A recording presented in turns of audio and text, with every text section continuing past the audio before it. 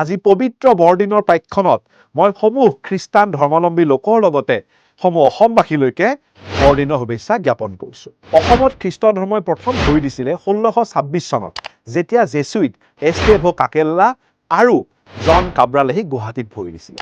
কিন্তু খ্ৰীষ্টিয়ানসকলৰ প্ৰেজেঞ্চ শক্তিশালীভাৱে পোৱা যায় যেতিয়া আমেৰিকান ব্যাপিষ্ট মিছনাৰীসকল অসমলৈকে আহিলে। তেওঁলোকৰ ভিতৰত উল্লেখযোগ্য আছিলে অলিভাৰ টি কাটাৰ, ডক্টৰ নাথান ব্ৰাউন, যি অৰুণোদয়ৰ প্ৰথম এডিটৰ আছিলে, মাইলছ ব্ৰনছন, যিয়ে প্ৰথম অসমীয়া ভাষাৰ ব্যাকৰণখন লিখি উলিয়াইছিল। এই খ্ৰীষ্টিয়ান মিছনাৰীসকলে অসমৰ শিক্ষা আৰু সাহিত্য জগতত যথেষ্ট পৰিমাণৰ গুৰুত্ব ভূমিকা বহন কৰে। তেওঁলোকে অসমৰ বৰপেটা, নগাঁও, যোৰহাট, শিৱসাগৰত কেইবাখনো স্কুল খুলিছিলে। তেওঁলোকে শদিয়াত আৰু পিছলৈকে শিৱসাগৰত এটা ছপাশালৰ প্ৰেছ স্থাপন কৰিছিল। আৰু তেওঁলোকে যেতিয়া বঙালী ভাষাক অসমীয়াৰ পৰিৱৰ্তে অসমত ইম্প'জ কৰা গৈছিলে তাৰ বিৰুদ্ধাচৰণ কৰিছিলে আৰু অসমীয়া ভাষাৰ পুনৰ উত্থানৰ কাৰণে অসমীয়াসকলৰ সৈতে যুঁজ দিছিলে। আৰু সেই উদ্দেশ্যেৰে 1873 চনত বঙালীৰ পৰিৱৰ্তে অসমীয়া ভাষাসমূহ কোৰ্ট আৰু কছাৰী ভাষাৰ মাধ্যম হিচাপে পুনৰবাৰৰ কাৰণে নিক্ষেপ কৰা হৈছিল।